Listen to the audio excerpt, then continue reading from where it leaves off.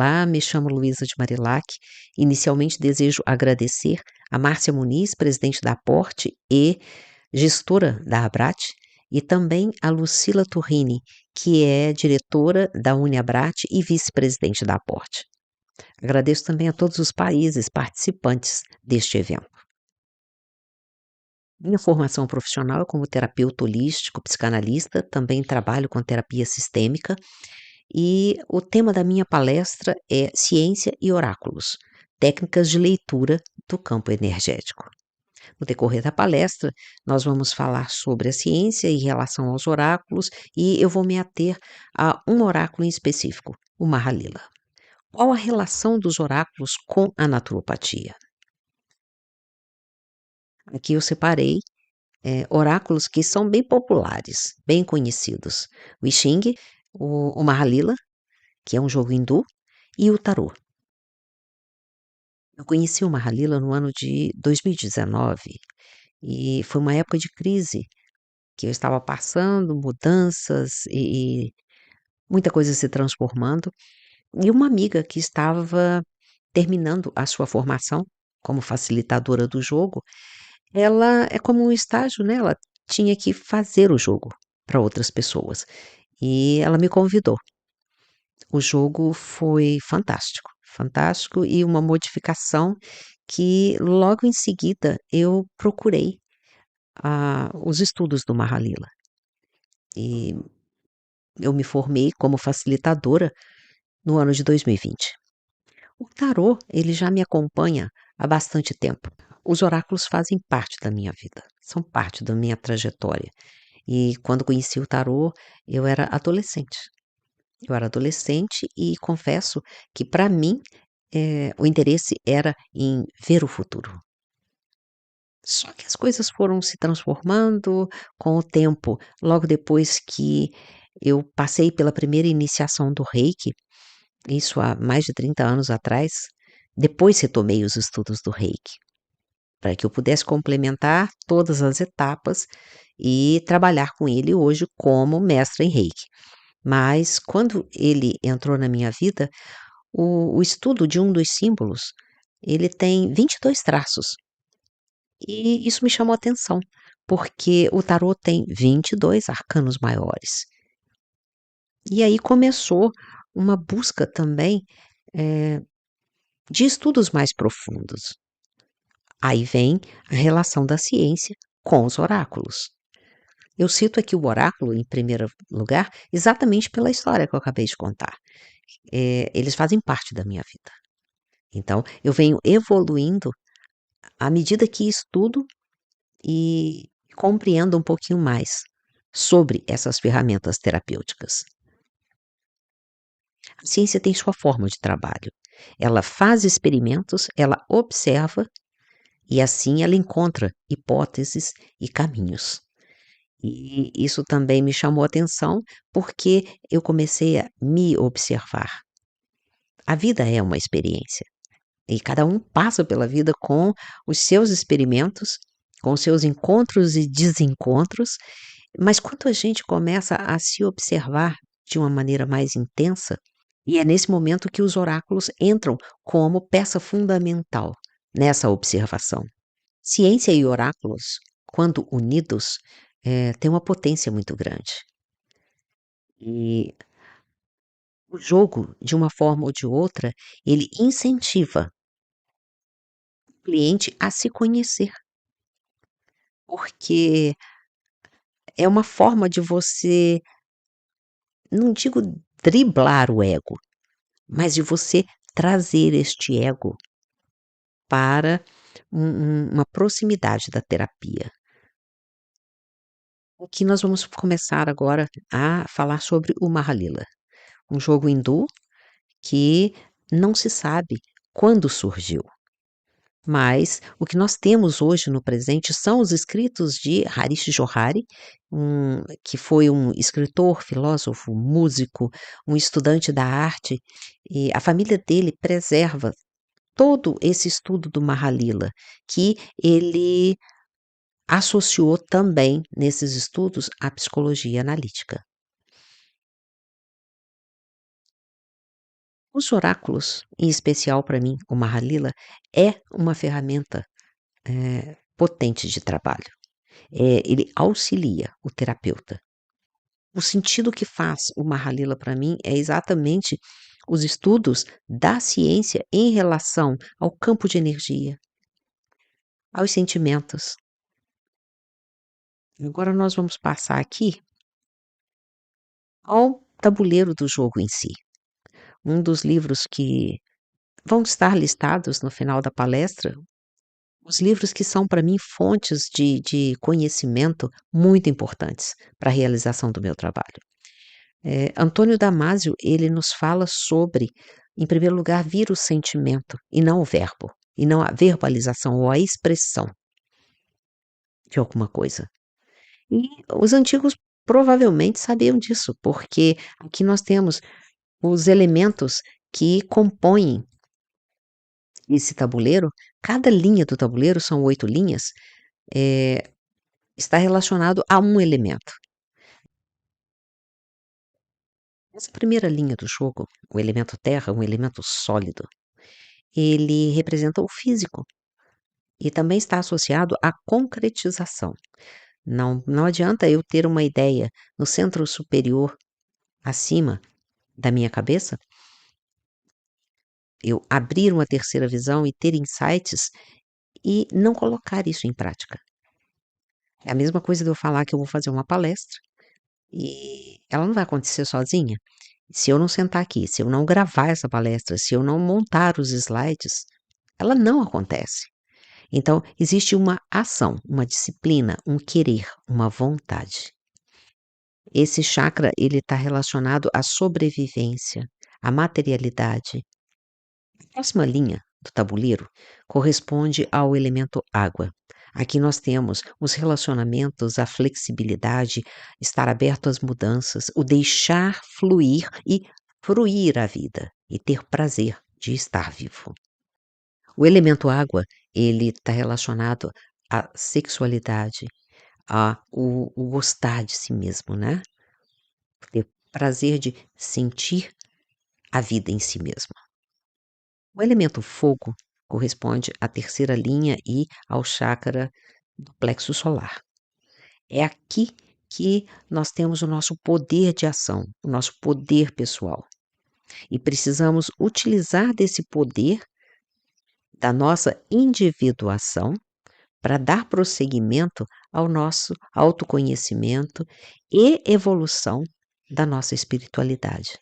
Caso contrário, nós ficamos presos no mundo da matéria, vivemos somente pelos prazeres do mundo físico, nos perdemos no meio das emoções, no elemento água, exatamente por não associar os 3 elementos. Na alquimia, tudo na natureza é transformado e acontece através desses 4 elementos. Esse chakra também está relacionado à nossa força de enfrentamento da vida, a nossa coragem. Dando sequência aos elementos e a nossa quarta linha do tabuleiro, nós temos aqui o chakra cardíaco. O chakra cardíaco é uma ponte que liga os 3 chakras inferiores aos 3 superiores. E à medida que nós vamos subindo de linha, o jogo vai ficando mais sutil. Quando a pessoa começa a usar o poder pessoal e a descobrir e a se amar e a se expressar de uma forma diferente na vida, ela quer compartilhar com o outro as suas descobertas. E aqui tem uma decisão a ser tomada para que possa passar para o outro nível. Ao nascer na Terra, nós nos esquecemos de quem somos. E vem todo esse aprendizado até que na casa 6 é a casa do desapego. Porque da casa 1 à casa 5, nós temos toda a nossa história de vida. Nós nascemos, recebemos a educação do pai e da mãe, depois recebemos a educação que vem das escolas, da sociedade, das instituições. Até que chegando na casa 6, nós fazemos uma escolha. Nós temos que nos desapegar para que possamos descobrir a nossa maneira de ver o mundo, para que possamos, ter as nossas experiências de vida. Quinta linha, o elemento éter, está relacionado ao chakra laríngeo, é o chakra da garganta. Aqui é a expressão, comunicação, o conhecimento, como nós expressamos os nossos sentimentos, como nós compartilhamos aquilo que somos. Sexta linha do jogo, sexto nível, é, é chamado de austeridade. Por quê? Aqui a pessoa já não foge mais do que ela tem que viver. Ela não foge nem do sofrimento, nem da alegria, nem do sucesso. eh, Ela não tem medo da vida. Ela está disponível para a vida. A cada centro de energia desse, nós temos as glândulas dos órgãos físicos. Nessa sexta linha, quando tomamos essa consciência do que somos e do que viemos fazer neste mundo, esses insights, essas ideias e colocar em prática essas ideias, ela ela está associada à manifestação aqui no físico. Então, por exemplo, cada centro de energia, o centro de energia da coroa, que é o mundo real, que já nós vamos falar sobre ele está associado diretamente ao chakra da base, à terra. Então, se eu tenho um pensamento, um planejamento, uma tomada de consciência de algo que modifica as minhas atitudes, a minha ação, ela tem que ser praticada através do corpo físico, através da expressão de alguma coisa, ou do silêncio ou da fala. A ação em si, ela pode estar tanto no silêncio, no movimento ou na reflexão, mas existe a consciência do que fazer naquele momento com aquele insight, com aquele lampejo de ideia que surge naquele momento, com aquela inspiração. Do mesmo modo, o chakra da laringe, ele está diretamente ligado ao chakra abaixo do umbigo, ao segundo chakra, ao elemento água. Então, é expressar de forma que os sentimentos possam fluir, é aceitar o meu lado humano de que eu sou um todo com a natureza, eu não sou nem maior, nem melhor, nem pior, eu sou parte dela, eu sou um com ela. E eu tenho o direito de errar, acertar, dizer sim, dizer não, são as experiências da minha vida. Eu tenho o direito de me dar os parabéns pelas minhas vitórias, assim como me levantar novamente, mudar de rota. A escolha é minha.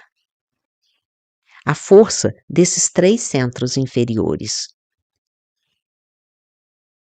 para realizar o que esses 3 centros superiores nos solicitam. E aí, aqui, quanto mais sutil esses chakras, existe uma confiança, existe um prazer em ser e fazer realmente aquilo que você tem que ser neste mundo. Cada um tem a sua habilidade que foi sendo lapidada, desenvolvida. O sétimo chakra, o chakra da coroa e o poder real, o mundo real, aqui, vamos dizer, é a consciência de não usar o poder que se tem para manipular a vida do outro, a energia do outro. Não existe um centro de energia maior, melhor, pior, não. Existe um trabalho em conjunto, existe uma unidade. Didaticamente, eles são separados para que possam ser explicados. O chakra da terra é Yang, o próximo é Yin. Então, o giro no sentido horário, o próximo no sentido anti-horário. Por isso o jogo ele vem serpenteando. Quando você chega, você muda a direção do jogo, você segue até a casa 9 e aí você muda a direção do jogo da casa 10 a 18. Quando a gente pega esse punho de espada, e a questão do jogo não é simplesmente subir. E a sensação que o ego tem é quando eu ganho o jogo, quando eu chego na casa 68, a iluminação, O jogo, ganhar o jogo, ele é ganho a todo dia, a toda hora, a todo momento, quando você se dispõe a ser e fazer o que é necessário. E manter essa energia que mesmo estando lá no alto do tabuleiro, ele nos remete para casa 3. Então, nós não estamos livres de, eh, do orgulho, da vaidade,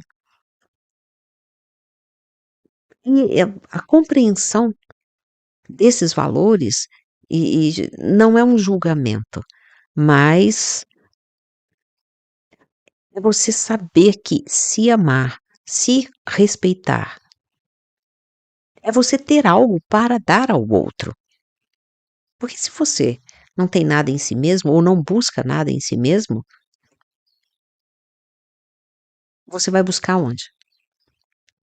Você vai fazer a, projeção nos objetos e nas outras pessoas, para que a responsabilidade da sua vida seja colocado na mão do outro. O oitavo nível, na linha do absoluto, nós, masculino e feminino são um só. A energia, só existe uma energia. Aonde você coloca a sua atenção, você está colocando o poder da sua energia. Aqui nós temos os centros de energia, que nós acabamos de ver, e sobrepondo aqui o tabuleiro do Mahalila, a gente consegue sentir nessas imagens a dimensão desses centros de energia. Os centros de energia, eles percorrem a nossa coluna. Então, aqui nós temos a linha central do tabuleiro, como nós vimos, a localização desses centros de energia. É mais ou menos, né, a localização de cada um deles pelos estudos que são feitos energeticamente. Uma Halila e um campo sistêmico do jogo. Esse campo, quando a pessoa traz a questão para o jogo, aí me recordo novamente das palavras de Antônio Damasio, que é como jogar no lago uma pedra e ele forma ondas. Então, é a movimentação desse centro energético. No jogo, quando lançamos o dado, nós provocamos esse movimento. Esse campo energético, a ligação e a confiança entre terapeuta e cliente faz com que esse campo energético esteja pronto para receber as informações, as orientações do jogo, não para dizer faça isso ou faça aquilo, mas para que o jogador possa saber perguntar, possa saber chegar à resposta realmente essencial para a sua vida.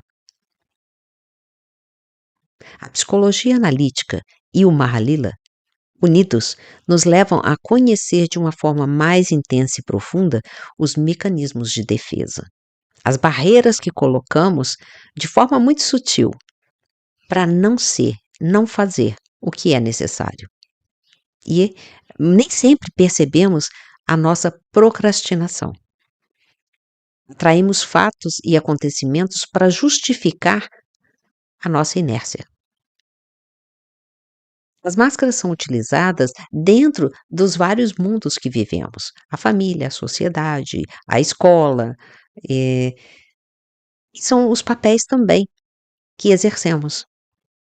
Mas quando a gente se agarra a essas máscaras, de uma forma ou de outra, a gente acaba se desintegrando, porque a gente perde a noção da nossa real identidade.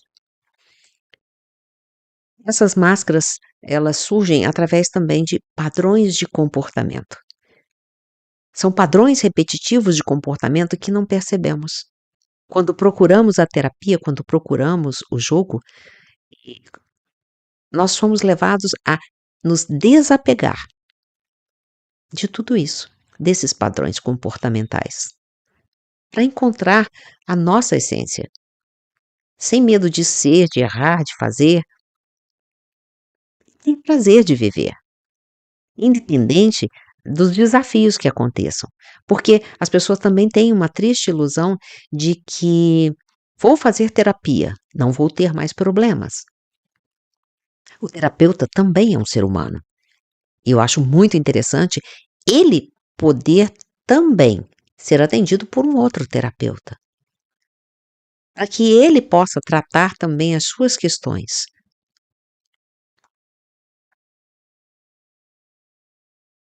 Aqui nós temos as reações que, eh, são parte do humano, né, é parte do humano. A gente tem uma dificuldade muito grande em aceitar este lado humano. Eu não posso errar, eu tenho que ser bom, eu tenho que ser perfeito para ser amado. E aí o Mahalila, ele traz em cada aspecto da do inconsciente dentro das casas do jogo, eh, ele mostra para nós onde é que está a raiz disso. Independente do que tenha acontecido, no passado, nós temos o agora, o presente. A função da terapia é trazer o jogador para o presente, para o aqui e agora.